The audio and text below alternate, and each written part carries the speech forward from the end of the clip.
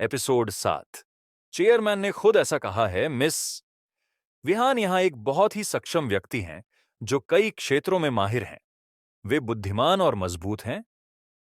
आपकी सुरक्षा करना उनके द्वारा किए जा सकने वाले कार्यों में सबसे मामूली कार्य है, बलराज ने समझाया। कुछ बातें चंद्रेश ने चंद्रिका के हित में छुपाने का निर्णय लिया था और बलराज को भी ऐसा करने का आदेश दिया गया था। बाहरी तौर पर विहान को उसके अध्ययन और रोजमर्रा के जीवन के साथी के रूप में बुलाया गया था, परंतु इसके पीछे एक गहरी वजह थी जो चेयरमैन के समय से पहले की एक प्रतिज्ञा से जुड़ी थी। साफ तौर पर चंद्रिका जैसी कोई लड़की बिना वजह अध्ययन साथी से सहमत नहीं होती। हालांकि एक संयोग ने अवसर प्रदान कर दिया। चंद्रिका ने अपने पिता से एक ढाल की मांग की ताकि वे स्कूल में रोज उसके चारों ओर मंडराते मच्छरों को दूर कर सकें।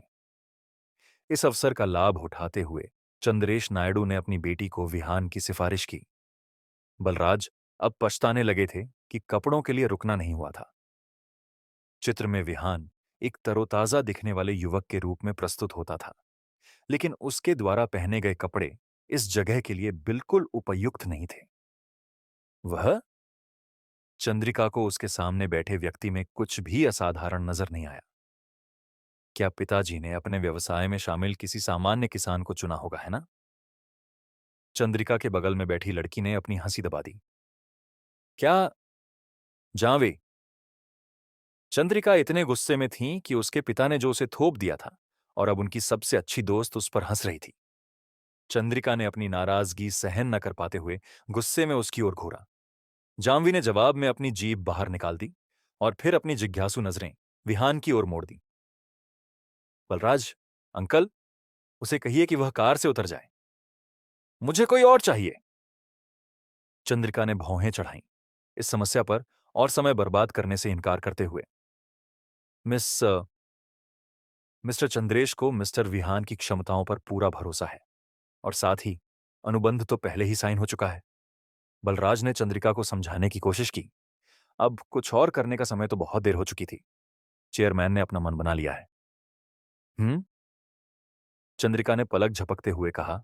उनकी सुंदर आंखें पूरी तरह खुली थीं और आंसुओं से भरने के कगार पर थीं। उसके पिता क्या सोच रहे थे इस तरह के किसी को भेजने का?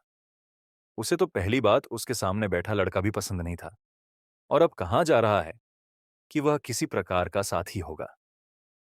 वह पूरे स्कूल की हंसी का पात्र बन जाएंगी। चंद्रिका ने मूल रूप से योजना बनाई थी कि यदि ढाल अच्छा दिखता है तो उसे अपने प्रेमी के रूप में पेश कर दिया जाए।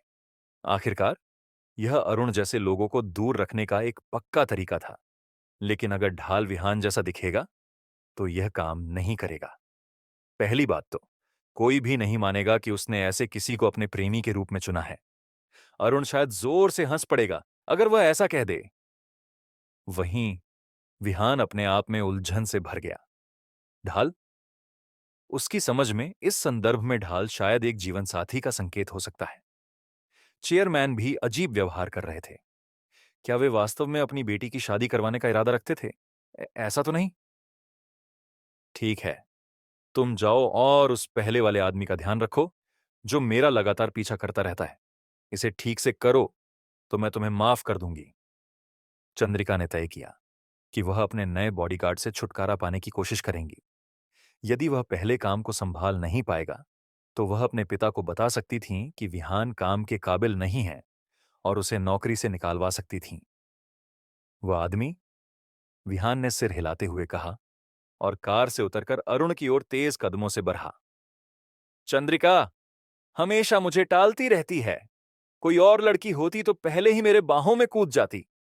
अरुण अपने चेलों से गड़गड़ाते हुए कह रहा था। अरुण भाई, यह चंद्रिका कोई साधारण लड़की नहीं है। वह पेंगजान इंडस्ट्रीज के चेयरमैन की बेटी है। उसे तो पाना मुश्किल होना ही चाहिए। एक चेले, गांव रितेश झा ने कहा। मुझे पता है, ठीक है। क्या तुम्हें लगता है कि मुझे ऐसी बातें सुननी है? अरुण ने अपने हाथ कूल्हों पर रख दिए। मुझे टिके रहना है। वे तब रुक गए जब उन्होंने एक युवक को देखा जो कीचड़ भरे भूरे पैंट और पीले पड़ते सफेद सिंगलेट में तेज कदमों से उनकी ओर आ रहा था। विहान ने बिना समय गवाए अपना काम किया। जैसे ही वह अरुण के पास पहुंचा, उसने उस आदमी के पिछवाड़े पर जोरदार लात मारी। उसे जमीन पर गिरते देखकर विहान फिर कार की ओर चला गया। अरुण अपनी योजनाओं के बारे में बोलने ही वाला था कि कैसे चंद्रिका जब तक पटेगी नहीं, तब तक पीछा करना है। तभी अचानक उनका चेहरा जमीन से टकरा गया। वह कौन था? उसकी हिम्मत कैसे हुई? क्या उसे लगता है कि वह इस तरह से बच निकल सकता है? अरुण ने फिर से खड़े होते हुए चिल्लाया। उसका गुस्से से भरा चेहरा ग्रे कीचड़ से मैला हो गया था। वह तो वह किसान था, रितेश ने जल्दी से उत्तर दिया। तो तुम लोग यहां अब भी क्यों खड़े हो फिर? उसके पीछे जाओ, अरुण क्रोध से भरकर चिल्लाया। उसे पकड़ो और जोर से मारो, उसे अच्छे से मारो। अरुण भाई, वह तो पहले ही चला गया है। चेलों का सारा ध्यान अरुण पर था जब विहान ने अरुण को लात मारी थी, और जब उन्होंने फिर से देखा तो वह किसान पहले ही गायब हो चुका था। कमबख्त! अरुण ने गाली दी। मैंने उसका चेहरा देखा है। मैं उस चेहरे को अच्छे से याद रखूंगा और कल इसे अखबारों में छपा दूंगा ताकि उसके सभी किसान मित्र इसे देख सकें। मैं उसे खोज निकालूंगा, वह कमबख्त किसान। बहन चंद्रिका, मैंने पहले तो नहीं सोचा था, पर यह विहान कुछ खास है। वह तो अरुण से भी नहीं डरा। जाम्वी की आंखें चौड़ी हो गईं, क्योंकि उन्होंने यह दृश्य देखा था। वह तो पगल हो रही थी, बिल्कुल। विहान ने उसे प्रभावित करने में तो कामयाबी हासिल की, पर चंद्रिका का मन पहले ही विहान को नौकरी से निकालवाने पर था। वह उसे किसी भी हालत में माफ नहीं करेंगी। याओ याओ, तुम क्यों नहीं उसे पकड़ लेती हो? चेन युशु ने सुझाव दिया। शु, तुम किसका साथ दे रही हो? चंद्रिका ने अपने जिज्ञासु लहजे में उसकी ओर घूरते हुए कहा। तुम, क्या तुम उस अवस्था में नहीं हो, है ना? क्या तुम्हें इस छोटे किसान लड़के से लगाव हो गया है? चल हट, जाम्बी ने तुरंत अपना सिर हिलाते हुए कहा। मुझे यकीन है कि तुम ही उसे पसंद करती हो। तुम उसके प्यार में नहीं हो, तो फिर तुम उसे यहां क्यों रखने की कोशिश कर रही हो? ताकि मैं जितनी चाहूं उतनी शर्मिंदगी झेल सकूं, लगता है। चंद्रिका जाह्नवी की बातों से हैरान थी। क्या तुम भी पगली हो गई हो? अरे सोचो तो सही, अरुण स्कूल में हमेशा अपनी मर्जी करते रहता है और कोई उसे रोकने की कोशिश भी नहीं करता। अचानक एक छोटा लड़का आता है जिसमें उसे लात मारने की हिम्मत है। देखो, चीजें कितनी दिलचस्प हो जाएंगी, है ना? जाह्नवी ने शरारती अंदाज में कहा। अब अरुण तुम्हारा पीछा भी नहीं कर पाएगा उस लड़के के साथ, है ना? क्या? तुम्हें क्या लगता है कि अरुण कौन है? चंद्रिका ने बिना घुमा फिरा के सीधे कहा। वो तो एक किसान है, उसे तो बर्बाद कर दिया जाएगा। चंद्रिका बहन, तुम कितनी बेवकूफ हो सकती हो, यह उस बारे में नहीं है। क्या तुम्हें लगता है कि अरुण उस लड़के को छू पाएगा जब तुम्हारा नाम उसके साथ है? जाह्नवी ने नाराज होकर कहा। मैं भी उसका साथ दूंगी, जानती हो। एपिसोड 8। हम, तुम्हारा तर्क सही है। फिलहाल मैं उसे रहने दूंगी। चंद्रिका ने जाह्नवी की बात सुनकर मान लिया। उसने बलराज की ओर मुड़कर कहा, अंकल बलराज, क्या आपने उसके लिए बीमा करवा दिया? अगर उसे कुछ हो गया? बीमा? बलराज फिर से पसीने में तरबतर हो गए। ऐसा कोई व्यक्ति जिसे चेयरमैन ने चुना है, इतनी आसानी से खुद को घायल नहीं करेगा। फिर भी उन्होंने जवाब दिया, चिंता मत करो, उसके पास बीमा है। तब तक विहान कार के दरवाजे तक पहुंच चुका था। उसने सामने की सीट पर फिर से बैठते हुए चंद्रिका की ओर देखा। कैसा है? क्या मैं पास होता हूं? हाँ, मुश्किल से, चंद्रिका ने उत्तर दिया। विहान मुस्कुराया और कुछ और नहीं कहा। अनुभव और इंटरनेट ने उसे सिखाया था कि लड़कियां अक्सर वही नहीं कहती जो वे सचमुच महसूस करती हैं। विहान अनावश्यक बात नहीं जोड़ना चाहता था। चंद्रिका संतुष्ट नहीं थी। वह कुछ आभार की अपेक्षा कर रही थी, पर विहान सिर्फ मुस्कुराया। बस इतना ही। क्या उसे यह नहीं पता कि आजकल समाज कितना निर्दयी हो गया है? यहां तक कि कॉलेज के स्नातक को भी सेप्टिक टैंक साफ करने पड़ते हैं। वह व्यक्ति इतना खुश होना चाहिए कि उसे इतनी अच्छी नौकरी मिल गई है, खासकर जब वह एक किसान है और कोई कॉलेज ग्रेजुएट नहीं। अरे, तुम मेरा धन्यवाद क्यों नहीं कर रहे? चंद्रिका अब बर्दाश्त नहीं कर सकी। धन्यवाद? क्यों? विहान को समझ नहीं आ रहा था कि यह कहां से आ रहा है। अगर कुछ भी हो तो चंद्रिका को तो उसका आभार व्यक्त करना चाहिए था, क्योंकि उसने पहले उस लड़के का ध्यान रखा था। तुम चंद्रिका विश्वास में नहीं थी और बहुत गुस्से में थी। उसने पहले ही संकेत दे दिया था। क्या तुम्हें नहीं पता कि तुम्हारा रवैया कितना गलत है? मैं तो तुम्हारी बॉस हूं। हे हे, बहन चंद्रिका कह रही हैं कि उसने तुम्हें पहले ही स्वीकार कर लिया है, तो तुम्हें उनका धन्यवाद करना चाहिए। जानवी ने हंसते हुए विहान से कहा। जानवी, तुम क्या कह रही हो? स्वीकार किया? चंद्रिका चौंक गई। जानवी के शब्दों का चुनाव ऐसा था जैसे वह किसी प्रेम प्रस्ताव को स्वीकार कर रही हो। क्या? मैं तो बस कह रही हूं कि तुमने उसे अपनी ढाल के रूप में स्वीकार कर लिया है। ओह, धन्यवाद, विहान ने बिना ज्यादा सोचे कहा। नौकरी अच्छी थी और वेतन भी ऊंचा था। उसकी एकमात्र समस्या यह थी कि सब कुछ अजीब लग रहा था। आपका स्वागत है, चंद्रिका ने दो शब्द थूकते हुए कहा। उनका गुस्सा शब्दों में बयान नहीं किया जा सका। यह व्यक्ति इतना मूर्ख है कि वह उसकी ढाल बनकर नहीं रह सकता। खैर, फिर मिलते हैं बहन चंद्रिका। और तुम भी, ढाल भाई। कार विला के सामने पार्क हुई और जानवी ने चंद्रिका को अलविदा कहा, साथ ही विहान पर आखिरी नजर डाली। इसके साथ ही वह कार से बाहर निकल गईं। ढाल भाई, हाँ? विहान कड़वाहट से मुस्कुराया। जानवी चंद्रिका की पड़ोसन थीं और कार को एक मोड़ लेते ही तीनों विला पर पहुंच गए। चंद्रिका ने जानवी की बात मानकर किसान को स्वीकार कर लिया था, पर यह किसान उसके साथ अपने सामान समेत विला में प्रवेश करते हुए प्रतीत हो रहा था।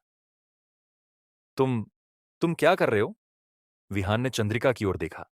भ्रमित होकर उसने बलराज अंकल की ओर मुड़कर कहा, क्या यही जगह नहीं है जहां मुझे ठहरना है? क्या तुम कितने जिद्दी हो युवा? मेरे विला में अब तक किसी भी लड़के ने कदम नहीं रखा है। चंद्रिका ने गुस्से में कहा, हाथ कमर पर लगाते हुए। बलराज ने अपने माथे से पसीना पोंछा। कोई भी लड़का नहीं? क्या मिस ने गिनती नहीं की? और मिस्टर चंद्रेश, वो मिस की बातों के बारे में क्या सोचेंगे? चंद्रिका ने अंकल बलराज की प्रतिक्रिया देखकर अपने शब्दों की गलती समझ ली।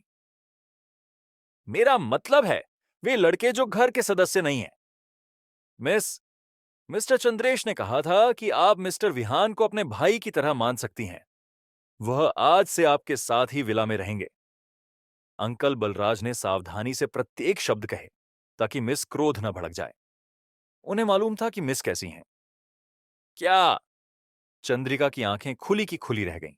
उसका चेहरा अविश्वास से भर गया और उसने विहान की ओर उंगली उठाई। वह, मेरा भाई? क्या आप मजाक कर रहे हैं? अंकल बलराज, उसे यहां से निकालो। मुझे परवाह नहीं कि वह कहां रहेगा, बस यहां नहीं। मुझे खेद है मिस, ये मेरा निर्णय नहीं है। ये चेयरमैन की इच्छा है, आप समझें? अंकल बलराज ने सावधानी से कहा। हालांकि वह मिस्टर चंद्रेश के सबसे भरोसेमंद व्यक्ति थे, फिर भी तकनीकी रूप से वे एक ड्राइवर हैं। चेयरमैन की बेटी से निपटना उनका काम नहीं था। खैर, मैं खुद ही पापा से बात करूंगी। चंद्रिका ने नवीनतम नोकिया ई7 निकाल लिया, जिसे उसने जानवी के साथ एक प्रमोशन इवेंट में खरीदा था। विहान ने चंद्रिका के हां थमे फोन को ईर्ष्या से देखा। शायद अब उसे भी अपना फोन खरीदना चाहिए, उसे इसकी जरूरत पड़ेगी। पापा, आपकी प्यारी चंद्रिका बोल रही हूं। चंद्रिका का स्वर तुरंत ही पूरी तरह बदल गया, जिससे विहान हैरान रह गया। उसे अब तक यह समझ नहीं आया था कि लड़कियां इतनी मधुर आवाज में बात कर सकती हैं। अरे चंद्रिका बेटा, क्या हुआ? मिस्टर चंद्रेश एक मीटिंग के बीच में थे जब उनका फोन बजा, परंतु उन्होंने तुरंत फोन उठा लिया जब उन्होंने देखा कि कौन कॉल कर रहा है। देखिए पापा, यही ढाल क्या है जो आपने मुझे दी है? आपने तो बस किसी सामान्य किसान को ही नहीं चुना, है ना? यह पहली बार था जब उसके पिता ने उसके अनुरोध को इतनी उदासीनता से संभाला था, और वह इससे खुश नहीं थी। हाँ, तुम शायद विहान की बात कर रही हो। हे, वह व्यक्ति है जिसे पाने के लिए मैंने काफी मेहनत की। बिल्कुल माउंट स्टार वेस्ट से लाया हूं। वह पढ़ाई में अच्छा है, कुंग फू में भी, और ऊपर से वह अच्छा इंसान भी है। मिस्टर चंद्रेश ने एक चौड़ी मुस्कान के साथ कहा। क्या चंद्रिका समझ नहीं पा रही थी। उस किसान ने उसके पिता के साथ क्या किया? वह उसे इतना क्यों सराह रहे हैं? मिस्टर चंद्रेश ने अपनी बेटी की प्रतिक्रिया को गलत समझा और मान लिया कि वह उनके इंतजामों से संतुष्ट है। तो बताओ, कैसा है? अच्छा है ना? अच्छा? नहीं, बिल्कुल भी नहीं। सबसे पहले उसका रूप रंग। उसका रूप रंग, पापा! मैं इस ढाल को देखने से खुद को बर्दाश्त नहीं कर सकती। चंद्रिका ने नाराजगी में कहा। और आप उसे मेरे साथ रहने के लिए कैसे कह सकते हैं? ये बहुत सुरक्षित नहीं है ना? मैं एक लड़की हूं। मैं जानता हूं। मैं नहीं चाहता था कि तुम अकेली विला में रहो। इसीलिए मैंने छोटे विहान को नियुक्त किया। यह तुम्हारी सुरक्षा के लिए है। चिंता मत करो, उसकी सुरक्षा बेहतरीन है। मिस्टर चंद्रेश ने मानो अपनी बेटी का मुद्दा समझने से चूक गए हों, ऐसा दिखाते हुए कहा। मैं व चंद्रिका शब्दों में बंध गई। उसके पिता की बातों से दंग रह गई। चेयरमैन ने चंद्रिका के समझ में आने का इंतजार नहीं किया। ठीक है बेटा चंद्रिका, मैं अभी मीटिंग में हूं, बाद में बात करेंगे। इसके साथ ही मिस्टर चंद्रेश ने फोन काट दिया। चंद्रिका ने अपने दांत कस ली। विहान की ओर गुस्से से घूरते हुए कहा, बोलो, तुमने मेरे पापा को कैसे अपने बातों में फंसाया? एपिसोड 9। बलराज, जो गुस्से में आ गई चंद्रिका के पास अनावश्यक समय तक रहने से बचना चाहते थे, ने चेयरमैन का हवाला देकर जाने का बहाना बनाया। उन्होंने विहान को एक बैकपैक दिया, जिसमें सोनगशान प्रथम विद्यालय की पाठ्यपुस्तकें और यूनिफॉर्म थीं, और फिर चंद्रिका की ओर मुड़ गए। मिस, यदि आपको किसी भी चीज की आवश्यकता हो तो मुझे कॉल कर लेना। डिनर आज शाम 7 बजे आएगा, जैसा कि हमेशा होता है। इसके साथ ही बलराज चले गए। चंद्रिका उसके सामने खड़े व्यक्ति को घूरती रही, सोचते हुए कि अब क्या किया जाए। वह उसे सड़कों पर सोने नहीं दे सकती थी, है ना? उसके पिता एक प्रसिद्ध दानशील व्यक्ति थे और वह नहीं चाहती थी कि कोई उसे कर्मचारियों के साथ अत्याचार करते देखे। वैसे भी उसे विला में रहने देने में कोई बड़ी बात नहीं थी। फिर भी चंद्रिका इस स्थिति से बेहद नाराज थी। उसे याद आया कि इस पूरे मामले का जिम्मेदार कौन था और तुरंत ही जानवी से संपर्क किया। हेलो जानवी, मेरे पापा ने इस किसान को मेरे विला में रहने दिया है। अब मैं क्या करूं? बहन चंद्रिका, ढाल भाई, है ना? ऐसा कुछ बुरा नहीं लगता। मैं कल स्कूल में सबको बता दूंगी कि तुम दोनों एक ही छत के नीचे रह रहे हो। तब कोई तुम्हारा पीछा नहीं करेगा। जाह्नवी आराम से अपने प्रिंसेस बेड पर टीवी देख रही थीं और अभी चंद्रिका की परेशानियों में उलझना नहीं चाहती थीं। जाह्नवी शुक्ला! चंद्रिका ने फोन में चिल्लाया। क्या तुमने मुझे उसे रहने देने के लिए ही नहीं कहा था? तुम मुझे ऐसे कैसे छोड़ सकती हो? बेकार की बातें बंद करो। मुझे तुम्हारी अब भी मेरे यहां जरूरत है। तुरंत, अभी। हम ठीक है, पहले मुझे स्नान करना है। स्नान के बाद एक झपकी लूंगी, फिर कल सुबह सबसे पहले तुम्हारे पास आऊंगी। जाह्नवी ने सुस्ती से जवाब दिया। अगर मैंने 1 मिनट में तुम्हें नहीं देखा तो हमारी दोस्ती खत्म। चंद्रिका ने गुस्से में कहा। अरे चलो ना, मैंने तो स्नान के लिए अपने कपड़े उतार दिए हैं। क्या तुम मुझसे उम्मीद कर रही हो कि मैं फिर से कपड़े पहन लूं? जाह्नवी सोफे से उठी, दर्पण के पास से गुजरते हुए रुककर अपने नग्न शरीर की सराहना करने लगी। अरे, यहां थोड़ा पेट का मसला लग रहा है। शायद मुझे डाइट पर जाना चाहिए। 50 सेकंड। चंद्रिका ने कॉल टाइमर पर गिनती शुरू कर दी। ठीक है, ठीक है, दरवाजा खुला नहीं छोड़ सकते, है ना? जाह्नवी ने अपने कपड़े पहनते हुए कहा। 40। चंद्रिका ने गिनती जारी रखी। हे भगवान, आ रही हूं। जाह्नवी जूते पहनते हुए बाहर दौड़कर चली गई। जाह्नवी का विला चंद्रिका के विला से कुछ 10 मीटर दूर था और दोनों के बीच एक छोटी पगडंडी जुड़ी हुई थी। चंद्रिका ने जब दूर से जाह्नवी की आकृति देखी तो फोन काट दिया और राहत की सांस ली। बहन चंद्रिका, तुम्हें क्या हुआ? मैं तो पहले ही शॉवर के सामने खड़ी हो गई थी और अचानक तुमने मुझे यहां बुला लिया। जाह्नवी ने शिकायत की। चंद्रिका ने धीरे से कफ किया और फिर एक बार फिर विहान की ओर उंगली उठाई। जाह्नवी, यहां एक बाहरी व्यक्ति है। चलो ठीक है ना? जाह्नवी ने स्पष्ट रूप से परवाह नहीं की कि क्या विहान ने सुना या नहीं। ढाल भाई अब परिवार का हिस्सा है। अगर तुम उससे इतने करीबी हो तो क्यों ना उसे तुम्हारे विला में रहने के लिए कह दें।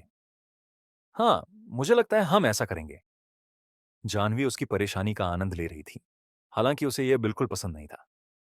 ओ, जानवी ने बेपरवाह ढंग से मुस्कुराते हुए जीभ बाहर निकाली। चंद्रिका बहन, तुम जानती हो कि मैं घर आते ही सबसे पहले नग्न हो जाती हूं। क्या तुम्हें नहीं लगता कि ऐसे किसी के साथ रहने में कुछ अनुचितता है? तो फिर क्या यह उपयुक्त कि वह मेरे साथ रहे? चंद्रिका ने डांट लगाई। अ, यह सरल है चंद्रिका बहन, जानवी ने सिर हिलाते हुए कहा। तुम मेरे विला आ सकती हो और उसे अपने विला में ही रहने दे सकती हो। तुम इतना क्यों परेशान हो रही हो? तुम सही कह रही हो। चंद्रिका ने सोचा कि आखिर जानवी ने कुछ उपयोगी कहा, पर यह सही नहीं लग रहा था। वह अपने पूरे विला को एक किसान के लिए क्यों देना चाहेंगी? ये क्या हो रहा है? और अगर कुछ सामान गायब हो गया तो? नहीं, मैं उसे अकेले अपने घर में रहने नहीं दूंगी, चंद्रिका ने कहा। जानवी ने चाहा था कि विहान उन्हें स्कूल में मनोरंजन करें, पर हालात काफी परेशान करने वाले हो गए थे।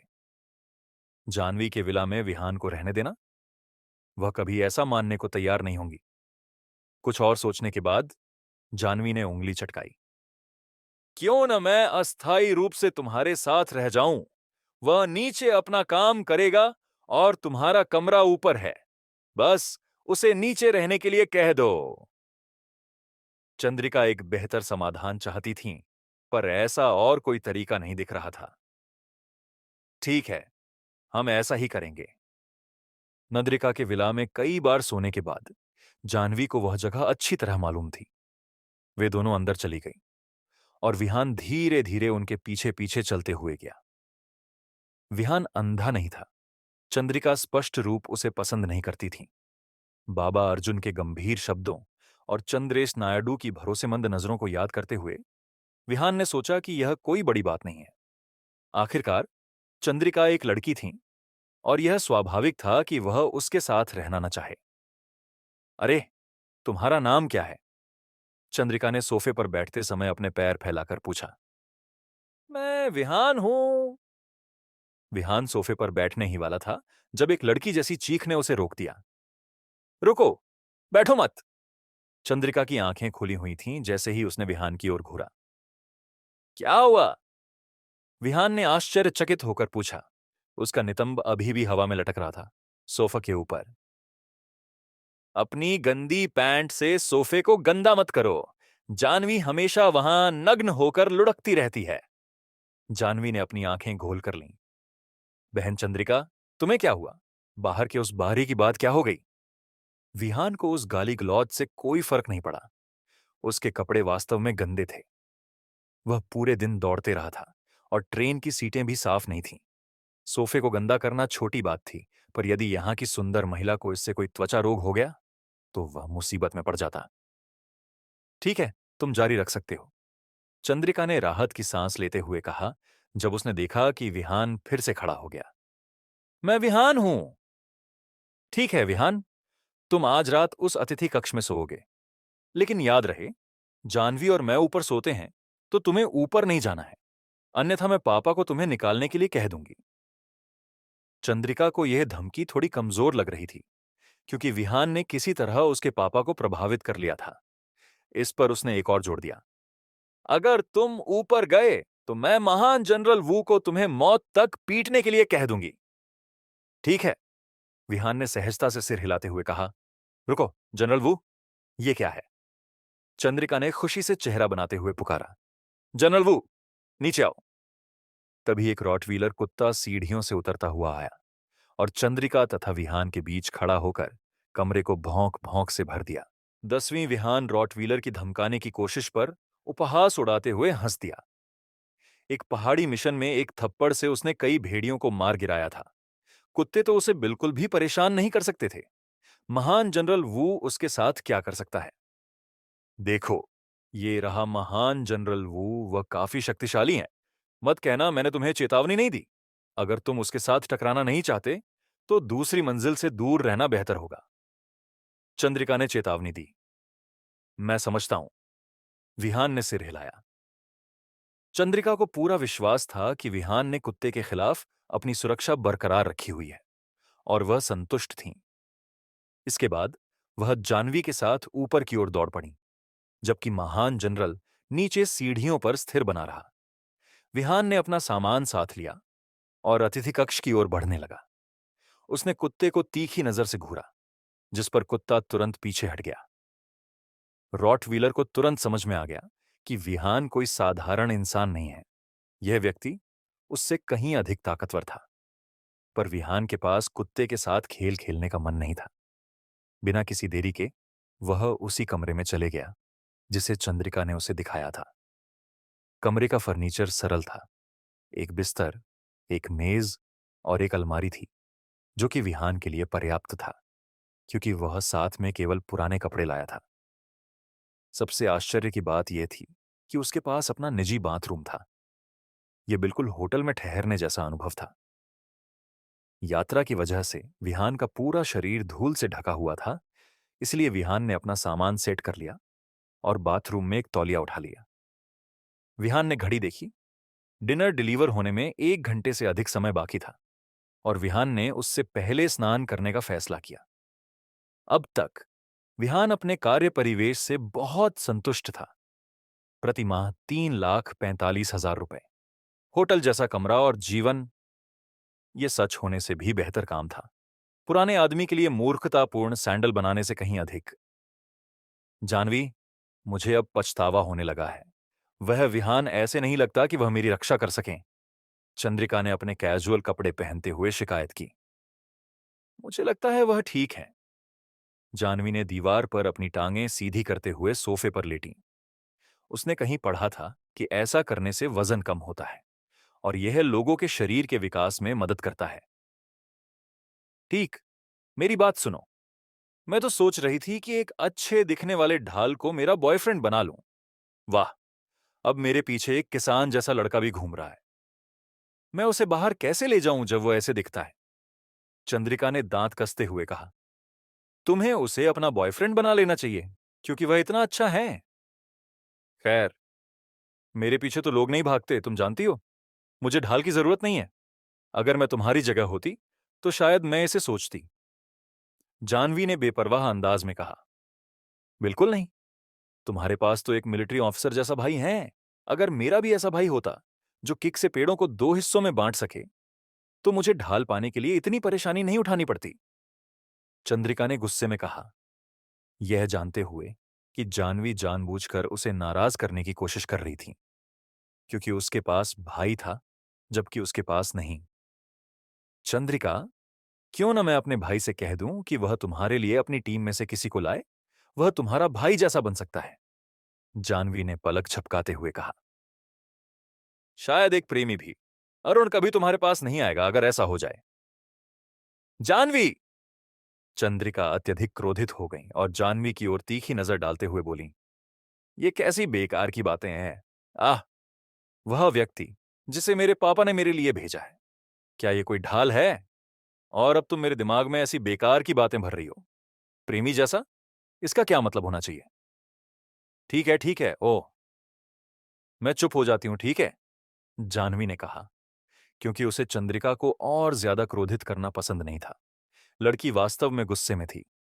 जानवी ही तो थी जिसने सबसे पहले ढाल लेने का सुझाव दिया था, इसलिए वह पूरी तरह से दोषी नहीं थी। विहान अपने सामान में खोया हुआ था कि तभी बलराज डिनर लेकर आए। वहां ऐसा कुछ भी नहीं था जो उपयुक्त कपड़ों जैसा लग रहा हो। वह बूढ़ा व्यक्ति बहुत कंजूस था। क्या वह कम से कम उसे कुछ नए टी शर्ट खरीद कर नहीं दे सकता था? चंद्रिका शायद फिर से सोचेंगी कि वह गंदे कपड़े पहन रहा है। अगर वह इन कपड़ों में बाहर जाएगा, उसे तो सोफे पर बैठने की भी अनुमति नहीं दी जाएगी। कोई विकल्प न बचने पर विहान ने बलराज द्वारा दी गई यूनिफॉर्म पहनने का फैसला किया। जानवी और चंद्रिका विहान के अचानक बदलते रूप से चौंक गईं। पहले वह एक भिखारी की तरह था, अपने गंदे सिंगलेट और पैंट के टुकड़ों के साथ। एक स्नान और एक सज्जनत्वपूर्ण पोशाक ने विहान की किसान पहचान को पूरी तरह मिटा दिया था।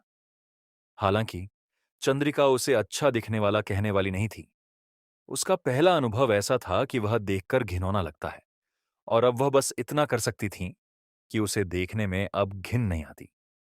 बलराज ने उन्हें कुछ मछली, मछली के टुकड़े, कुरकुरे, सब्जियां और मशरूम सूप पहुंचाया था। काफी समय हो चुका था जब विहान ने असली खाना खाया था। विहान ने देर न करते हुए मेज पर बैठकर डिनर की तैयारी शुरू कर दी। वह खाना शुरू करने ही वाला था कि चंद्रिका ने उसे रोका। तुम क्या कर रहे हो?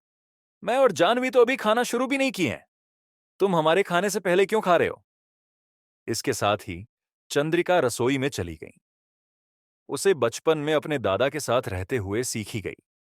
केवल चांदी के बर्तनों का उपयोग करने की आदत थी। उसके लिए हमेशा डिसइंफेक्शन कंपार्टमेंट में एक व्यक्तिगत बर्तन सेट रखा जाता था। विहान चंद्रिका के अतार्किक व्यवहार पर केवल कड़वाहट भरी मुस्कान के साथ समझ गया। विहान ने अपनी चॉपस्टिक्स नीचे रख दी। लगता था कि अब वह केवल लड़कियों को खाना खाते देखेगा। चावल के कटोरे को देखकर विहान ने अपने आप कुछ मुंह भर लिया और कहा, पीने के लिए कुछ है? परंतु वह इतनी जल्दी करने लगा कि उसे घुटन होने लगी। जानवी को यह देखकर मजा आया कि विहान कितना भूखा लग रहा था। उसने फ्रिज की ओर इशारा करते हुए कहा, वहां पीने के लिए कुछ है? ओह! विहान ने अपना सिर घुमाया और एक विशाल फ्रिज देखा। विहान ने उपलब्ध विकल्प में से एक बोतल संतरे के रस का चुना और गले में चल रही असुविधा कम करने के लिए उसे निगल लिया। चंद्रिका अपने चांदी के बर्तनों के साथ लौट आई थी और जानवी के साथ यह चर्चा कर रही थी कि व्यंजन कितने आकर्षक हैं। अरे, यहां मेरी पसंदीदा उबली हुई मछली है। ये मछली के टुकड़े बहुत मीठे हैं। ये बेकार रसोइयां। क्या उसे पता नहीं कि शक्कर कितनी मोटी है? मैं पापा को कह दूंगी कि उसे कभी निकाल दें। ये पत्ता गोभी, वैसे जानवी यहां। चंद्रिका खाना खाते हुए उतनी ही व्यस्त थीं जितना वह बातचीत कर रही थीं। ये व्यंजन पिंगजान कॉरपोरेशन के ग्रैंड होटल के शेफ द्वारा तैयार किए गए थे और बलराज हमेशा समय पर उन्हें लेकर आते थे। चंद्रेश नायडू का व्यस्त कार्यक्रम था और चंद्रिका की मां बहुत कम उम्र में उन्हें छोड़ गई थीं। उसे इस बारे में ज्यादा कुछ पता नहीं था और उसके पिता इस विषय पर बात करना भी पसंद नहीं करते थे। इसीलिए चंद्रिका की दैनिक जिंदगी बलराज की देखभाल पर निर्भर थी। एपिसोड 11। जानवी ने चंद्रिका को मछली के टुकड़ों के बारे में शिकायत करते सुना और खुद भी कुछ छक लिया। वास्तव में यह थोड़ा मीठा था। वह डाइट पर थी। उसे कुछ भी मीठा खाने का मन नहीं था, इसलिए उसने प्लेट विहान की ओर धकेल दी। विहान को इससे कोई फर्क नहीं पड़ता कि मछली खट्टी है या मीठी। मांस मांस ही होता है। विहान ने पूरे दिन कुछ नहीं खाया था और वह भूख से तड़प रहा था। यह भोजन विधवा शर्मा के फूड स्टैंड से कहीं बेहतर था। स्वाद, सामग्री, सब कुछ विधवा शर्मा द्वारा बनाए गए खाने से कई स्तर ऊपर था। क्या ये दोनों लड़कियां बहुत ज्यादा चूजी नहीं है? इसी बीच चंद्रिका ने एक उबली हुई मछली का टुकड़ा लेकर मुंह में डाल लिया। मसालेदार तीखेपन से उसका चेहरा लाल हो गया और उसने अपने जलते हुए होंठों को एक हाथ से पंखा मारते हुए ठंडा किया। अरे, ये गर्म है, ये गर्म है। पानी कहाँ है? मेज पर रखे संतरे के रस की बोतल सबसे पहले उसकी नजर में आई। बिना एक पल सोचे चंद्रिका ने जूस पकड़ लिया और उसे चूसते हुए बोतल का आधा हिस्सा पी लिया। संतुष्ट होकर बोतल नीचे रख दी। फू, आ, ये तो शानदार है। जानवी ने आंखें झपकाते हुए देखा कि पहले उसने विहान की ओर देखा, फिर संतरे के रस की बोतल की और अंत में चंद्रिका के होंठ। उसका चेहरा अविश्वास से भर गया। दूसरी ओर विहान बस इस बात से हैरान था कि शहर की लड़कियां कितनी खुले दिल की होती हैं। न केवल वे किसी लड़की की बोतल से पीने में सहज होती हैं, बल्कि अपने होंठ बोतल से छूकर भी पी जाती हैं। ये शहर की लड़कियां कितनी उग्रता से पीती हैं। चंद्रिका पूरी तरह आनंदित थी जब उसने देखा कि जानवी उसे इतनी तीखी नजरों से घूर रही थी। जानवी, तुम मुझसे किस बात के लिए देख रही हो? ओ, कुछ नहीं, जानवी ने आह भरते हुए कहा। यह तय नहीं कर पाई कि उसे बताना चाहिए या नहीं, क्योंकि चंद्रिका का गुस्सा ऐसा था कि उससे खिलवाड़ करना ठीक नहीं था। बिना किसी वजह के मुझे घूरना? चंद्रिका ने हैरानी में सिर हिलाते हुए पूछा।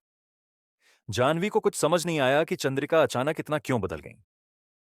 चंद्रिका ने मसालेदार उत्तेजना के लिए एक और उबली हुई मछली का टुकड़ा उठाया और फिर से उत्साह में आ गई। संतरे के रस की बोतल को पकड़ते हुए चंद्रिका ने उसे अपने होठों के खिलाफ दबा दिया। रुको! जाह्नवी ने रोकने की कोशिश की, पर चंद्रिका फिर से बोतल का रस चूसने लगी। क्या? अब क्या? तुम ठीक हो? जाह्नवी, तुम अजीब व्यवहार कर रही हो। चंद्रिका ने बोतल नीचे रख दी और एक हाथ से अपने होंठ पोंछते हुए अपनी दोस्त की ओर नाराजगी से देखा। ओह, कोई बात नहीं, जाह्नवी ने अनिच्छा से कहा। यह तय नहीं कर पाई कि हंसना चाहिए या चंद्रिका पर दया करनी चाहिए। सबसे मजेदार बात यह थी कि उसने विहान की बोतल का 2 बार उपयोग कर लिया। एक बार पर्याप्त नहीं था, जाहिर तौर पर। जाह्नवी, चुप रहो। अगर तुम्हें कुछ कहना है तो बस कह दो, चंद्रिका ने जल्दबाजी में कहा। आखिर वह ये रहस्यमयी व्यवहार क्यों कर रही है? जाह्नवी को और कोई विकल्प न दिखा, इसलिए उसने संतरे के रस की बोतल की ओर इशारा करते हुए कहा, वह यह पेय, इस पेय के बारे में क्या? चंद्रिका ने भौहें चढ़ाते हुए पूछा। बस एक और ले आओ, इसमें क्या बड़ी बात है? फ्रिज में काफी मात्रा में है। जाह्नवी, तुम्हें क्या हो गया? जाह्नवी जोर से हंस पड़ी। हा हा हा हा, अरे चंद्रिका, क्या तुमने अभी तक समझा नहीं? ये मेरी बोतल नहीं है। ना। चंद्रिका की बात बीच में ही रुक गई। जब उसने विहान की ओर देखा, उसका चेहरा अचानक बदल गया। क्या ये तुम्हारी है?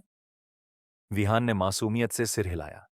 लगता था कि शहर की लड़कियों के खुले दिल की बातों के बारे में कहा जाता है, पर चंद्रिका ने बस गलती से उसकी बोतल को जाह्नवी की समझ लिया। कितना गंदा! चंद्रिका ने अचानक से विहान की ओर अपनी तर्जनी उठाई। उसका चेहरा हरा हो गया। उसने चौड़ी आंखों से विहान को घूरा, पर उसके मुंह से एक भी शब्द नहीं निकला। अचानक वह अपनी कुर्सी से खड़ी होकर बिना देर किए शौचालय की ओर दौड़ पड़ी, अपने होठों पर हाथ रखकर। कुछ देर बाद शौचालय में चंद्रिका की उल्टी की आवाज सुनाई दी और जाह्नवी, जो अभी तक खुद का आनंद ले रही थी, हंसना बंद कर दी। वह भी उठी और शौचालय की ओर बढ़ी। चंद्रिका, मैंने तुम्हें पहले ही कहा था कि कुछ नहीं कहना। तुम ही वह हो जिसने मुझे बार बार मजबूर किया, जाह्नवी ने माफी मांगते हुए कड़वाहट से कहा, जबकि चंद्रिका का मन इस घबराहट में नहीं था। तुमने पहले क्यों नहीं कहा? चंद्रिका ने जाह्नवी को घूरते हुए कहा। तभी फिर से उल्टी की एक और लहर उठी। सच में, इतनी जल्दी? जाह्नवी ने संदेह भरी आवाज में पूछा। पर मम्मी ने कहा था कि चुंबन करने से तुम गर्भवती नहीं हो जाओगी। चंद्रिका अभी ठीक हो रही थी, तभी जाह्नवी के शब्दों ने उसे घृणा की दीवार से टकरा दिया। उस हरामखोर विहान के साथ अप्रत्यक्ष चुंबन! चंद्रिका की आंखों में तुरंत पानी भर गया, जैसे आंसू बहने लगे। 18 साल! उसने अपने कीमती पहले चुंबन को 18 साल तक बचाकर रखा था, और अब वह खो गया। चंद्रिका बेहोश होने वाली थी, पर खुद को संभालते हुए उसने फिर से जाह्नवी की ओर तीखी नजरों से घूरने लगी। उसके होंठ कांप रहे थे। क्या तुम बेवकूफ हो? गर्भवती? क्या तुम्हें बेसिक बायोलॉजी भी नहीं पता? हाँ, बिल्कुल मैं बेवकूफ हूं। तुम सबसे होशियार हो। जाह्नवी भी गुस्से में थी।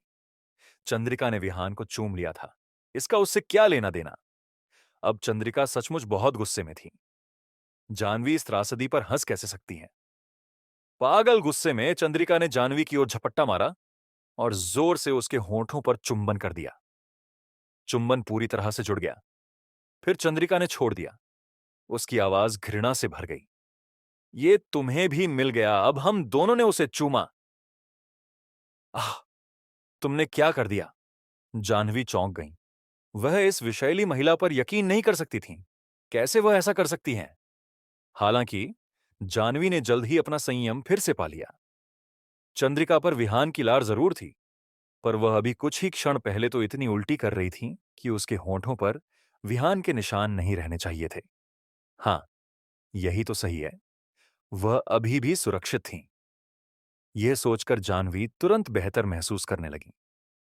पर चंद्रिका को जब उसने देखा कि जाह्नवी अपने मुंह को बेतरतीब ढंग से गार्गल कर रही हैं, तो उसे याद आया कि उसे भी ऐसा करना चाहिए और दुखी दिखना चाहिए। दोनों ने शौचालय में धीरे धीरे खुद को साफ किया, जब तक कि माहौल शांत न हो गया। चंद्रिका अंदर गहराई से यह समझ बैठी थी कि चाहे वह अपने होठों से चुंबन हटा भी दें, कुछ भी नहीं बदलेगा। उसका पहला चुंबन हमेशा के लिए चला गया था, पर विहान के प्रति उसकी भावनाएं अब उबलते हुए बिंदु तक पहुंच गई थीं। इस व्यक्ति को अपने विला में आने देना एक बहुत बड़ी गलती साबित हुई थी।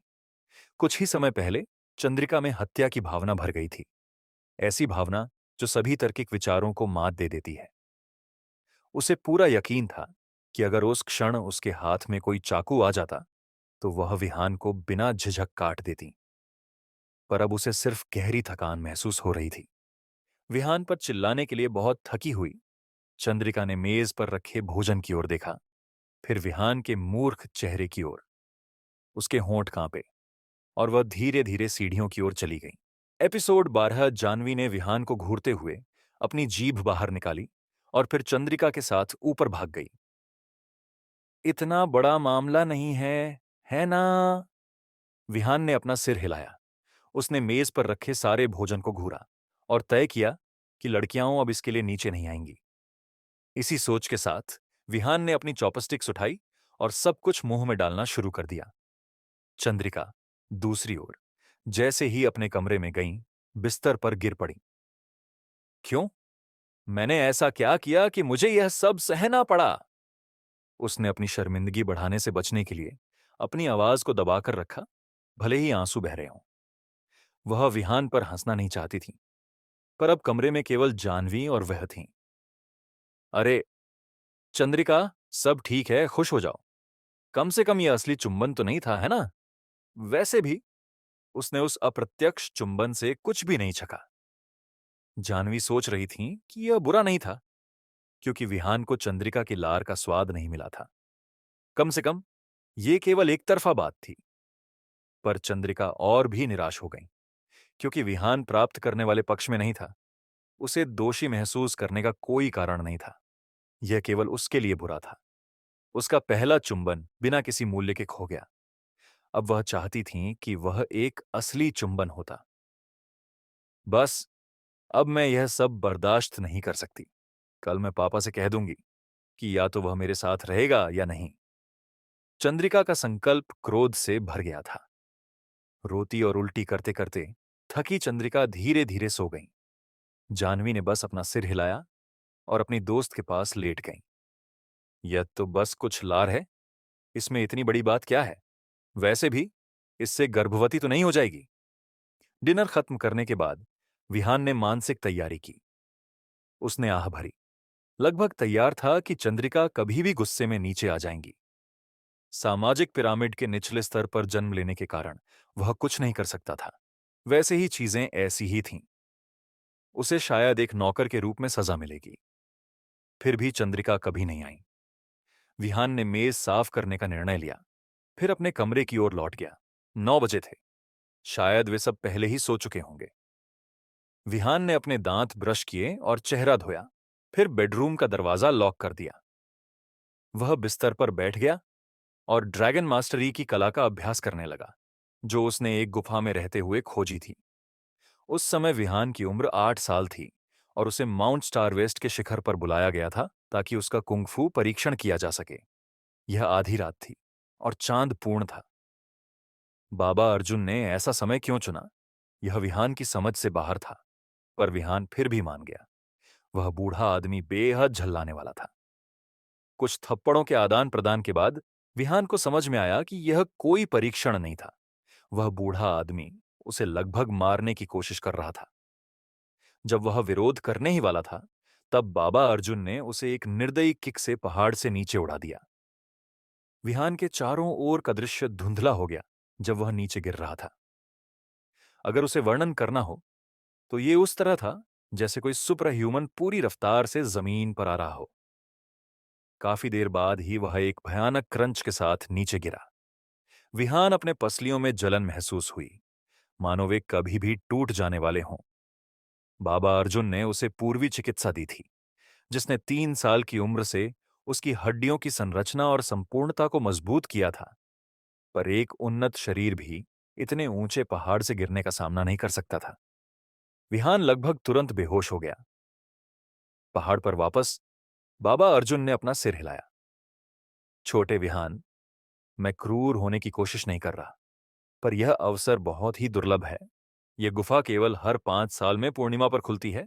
अगर मैं ऐसा नहीं करता, तो तुम्हारी प्रशिक्षण की उत्तम उम्र निकल जाएगी। विहान को नहीं पता था कि उसका चेहरा कितनी देर जमीन पर रहा, पर पलटने के बाद उसने सबसे पहले बाबा अर्जुन पर गाली दी। विहान यह सुनिश्चित कर लिया कि उसका शरीर ज्यादा घायल नहीं हुआ है, फिर उठने का फैसला किया, यह सोचते हुए कि चिल्लाना व्यर्थ है। हालांकि उसके सामने का दृश्य स्तब्ध कर देने वाला था। यह प्राचीन दरवाजों का एक विशाल सेट था, जिसकी गहरी लाल पेंट पूर्णिमा की चांदनी में चमक रही थी, जबकि इसके सुनहरे नॉकर्स दमक रहे थे। यह किसी परिकठा जैसा था, देवताओं के विश्राम स्थान जैसा। दरवाजे के ऊपर एक पट्टिका पर 3 शब्द अंकित थे, हुआन युआन गुफा। यह जगह क्या थी? विहान ने भारी सांस लेते हुए उन विशाल दरवाजों को घूरा। वह अब कई सालों से माउंट स्टार वेस्ट में रह रहा था, और उसने कभी ऐसे किसी स्थान के बारे में नहीं सुना था जो पहाड़ के तल में बसा हो। उसे नहीं पता था कि वह कैसे अचानक उन दरवाजों के सामने गिर पड़ा, या बाबा अर्जुन की किक ने उसे यहां क्यों भेजा। विहान को ऐसा महसूस हुआ जैसे वह पहले भी यहां आ चुका हो, मानो उसने कभी सपने में इस जगह का दौरा किया हो। यह समझ नहीं पाते हुए कि वह यहां क्यों है, विहान का शरीर अपने आप आगे बढ़ने लगा, मानो कोई शक्ति उसे दरवाजे की ओर खींच रही हो। ज्यादा सोच विचार किए बिना विहान ने दरवाजे को धक्का देने की कोशिश की, पर कोई काम नहीं बना। नाराज होते हुए विहान ने दरवाजे को खींचना शुरू किया। दरवाजे 1 इंच भी नहीं हिला। विहान बस जाने ही वाला था कि दरवाजे धीरे धीरे खुलने लगे, जिससे वह अचंभित रह गया। फिर भी विहान ने पीछे हटकर रुक गया। उसके सहज स्वाभाविक ज्ञान ने उसे रोक लिया। विहान ने गुफा में गहराई से देखा, उम्मीद की कि कोई बाहर निकलेगा। कुछ भी नजर नहीं आया, पर गुफा के अंदर का हिस्सा पूरी तरह उजागर था। यह एक विशाल महल था, बिना रोशनी के भी किसी न किसी तरह बहुत चमकदार। विहान अचंभित रह गया। यह महल इतनी अद्भुत रोशनी से कैसे जगमगा रहा था, यह सुनिश्चित करने के बाद कि वहां कोई प्राणी छिपा तो नहीं है, विहान उस आमंत्रित करने वाले दरवाजों से अंदर चला गया। हर कदम सतर्कता से भरा हुआ था। वह युवा था, और युवा हमेशा जिज्ञासु होते हैं। गुफा के प्रति अपनी सावधानी के बावजूद विहान ने खुद को आगे बढ़ते पाया। वह उस समय अब से अधिक बेपरवाह था। उस युवा जिज्ञासा और बेपरवाहपन का फल किस्मत ने एक झटके के साथ चुकाया।